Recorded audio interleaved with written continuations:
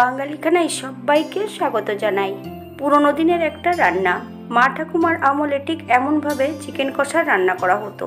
তখনকার সময় এত মশলা ব্যবহার করা হতো না। কাজু বাদাম, পোস্ত, চালমগজ এগুলোতে একদমই ব্যবহার করা হতো না, কিন্তু আমি সেগুলোকে বাদ দিয়ে একদম নতুন ধরনের একটা চিকেন কষা রান্না করলাম। দেখুন তো আপনারা এমনভাবে রান্না করে খেয়েছেন কিনা। তবে আমি আজকে এখানে কিভাবে এত কম মশলায় চিকেন কষা রান্না করলাম, চলুন সেটা একবার দেখে নেওয়া যাক ভিডিওর মাধ্যমে। আজকে রান্না করব চিকেন কষা। চিকেন কষা করার জন্য এখানে আমি 600 গ্রাম চিকেন বেশ ভালো পরিষ্কার করে ধুয়ে রেখেছি।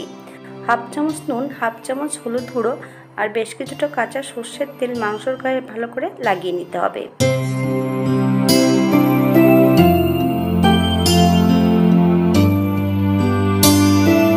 এমনভাবে লাগিয়ে নিলেই হবে।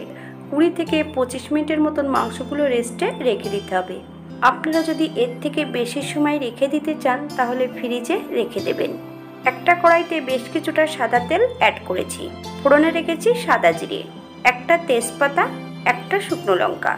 ফোড়ন থেকে সুগন্ধ বেরোলে সম্পূর্ণ পেঁয়াজগুলো অ্যাড করতে হবে। দুটো মিডিয়াম সাইজের পেঁয়াজ বেশ মিহি করে কুচিয়ে অ্যাড করেছি। 1 চামচ রসুন 80% মতন বেটে অ্যাড করেছি। 5 থেকে 7 মিনিটের মতন মিডিয়াম আঁচে বেশ ভালো করে ভেজে নিতে হবে, অথবা পেঁয়াজ রসুন থেকে যতক্ষণ কাঁচা গন্ধ বেরোবে ততক্ষণ বেশ ভালো করে পেঁয়াজ রসুনটা ভেজে নিতে হবে।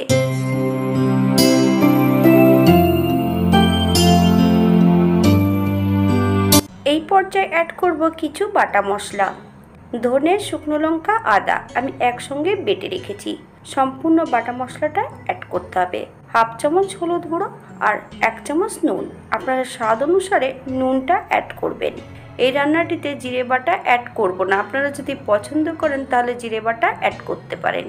আপনারা এখানে রঙের জন্য কাশ্মীরি লঙ্কার গুঁড়োটাও অ্যাড করতে পারেন। 2 থেকে 3 মিনিটের মতন মশলাটা বেশ ভালো করে ভেজে নিতে হবে। হাতে যদি সময় থাকে তাহলে একটা লাইক করে দেবেন, আর ভিডিওটি ভালো লাগলে একটা কমেন্ট করবেন। এই পর্যায়ে মশলা ধোয়া বাটি থেকে সামান্য একটু জল অ্যাড করব। মশলা থেকে যতক্ষণ তেল না ছাড়বে মশলাটা ততক্ষণ বেশ ভালো করে কষিয়ে নিতে হবে। মশলা থেকে তেল ছেড়ে দিয়েছে। এই পর্যায়ে অ্যাড করব বেশ কিছুটা কাঁচা লঙ্কা। আমি কাঁচা লঙ্কাগুলোকে একটু কাট করে অ্যাড করেছি। আপনারা যদি পছন্দ করেন তাহলে পরিমাণে বাড়িয়ে দিতে পারেন। সম্পূর্ণ ম্যারিনেট করা মাংসটা আর আলুগুলো অ্যাড করব। আমি এখানে দুটো মিডিয়াম সাইজের আলু খোসা ছাড়িয়ে বেশ পরিষ্কার করে ধুয়ে নিয়েছি। সম্পূর্ণ আলুটা এখানে অ্যাড করব। এই রান্নাটিতে আলুগুলো ভাজার কোনো দরকার নেই। যদি আপনারা পছন্দ করেন তাহলে আলুর পরিমাণটা বাড়িয়ে দিতে পারেন। 4 থেকে 5 মিনিটের মতন মাংসটা বেশ হাই ফ্লেমে প্রথমে রান্না করে নেব।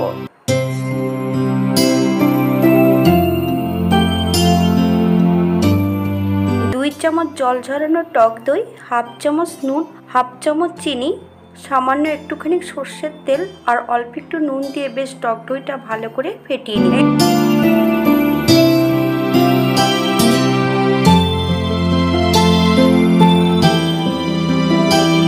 মাংস কষানোর 20 মিনিট পর আমি এই পর্যায়ে টক দইটা অ্যাড করব, একদম লো ফ্লেমে। আবারও 4 থেকে 5 মিনিটের মতন মাংস এবং টক দই দিয়ে ভালো করে কষিয়ে নিতে হবে। একদম লো ফ্লেমে কিন্তু রান্নাটা করে নিতে হবে, নইলে কিন্তু টক দইটা ফেটে যেতে পারে।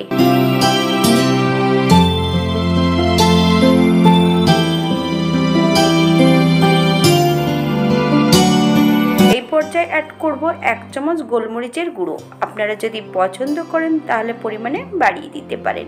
যারা চুইর ঝাল খাবেন তারা কিন্তু গোলমরিচের গুঁড়ো অ্যাড করার প্রয়োজন নেই।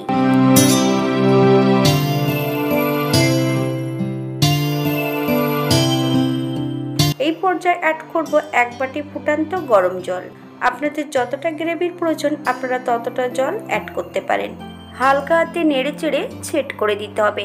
10 থেকে 12 মিনিটের জন্য ঢাকা দিয়ে রেখে দেব, যাতে মাংস ও আলুগুলো সেদ্ধ হয়ে যায়। শুধু ঢাকা দিয়ে রাখলে কিন্তু হবে না, মাঝে মাঝে একটু ঢাকা খুলে নেড়ে দিতে হবে, নইলে কিন্তু কড়ার নিচটাতে লেগে যেতে পারে। এখানে টক দই অ্যাড করা আছে। 12 মিনিট পর 1 থেকে 2 মিনিট আবারও একটু ফুটিয়ে নিতে হবে। এই পর্যায়ে অ্যাড করব 1 চামচ গরম মশলা বাটা, 1 চামচ ঘি। আপনারা যদি পছন্দ করেন তাহলে পরিমাণে বাড়িয়ে দিতে পারেন। হালকা হাতে নেড়ে চেড়ে 5 মিনিটের জন্য স্ট্যান্ডিং টাইম দেব, তারপর সার্ভ করব। এটা দেখতে যেমন ভারী সুন্দর হয়েছে, এটা গরম ভাতে, রুটি, পোলাও সবকিছুর সঙ্গে অসম্ভব ভালো লাগবে। একবার ব্রয়লার মুরগি এমনভাবে রান্না করে দেখুন, খেতে এতটাই সুস্বাদু যে একবার না বানালে ঠিক বোঝানো সম্ভব নয়। আজকের ভিডিওটি এই পর্যন্ত। সবাই সুস্থ থাকবেন, ভালো থাকবেন। অন্যদিন নতুন রেসিপি নিয়ে আপনাদের সামনে আবার আমি হাজির হব। নতুন ও পুরনো সকল বন্ধুদের অসংখ্য ধন্যবাদ ভিডিওটি দেখার জন্য।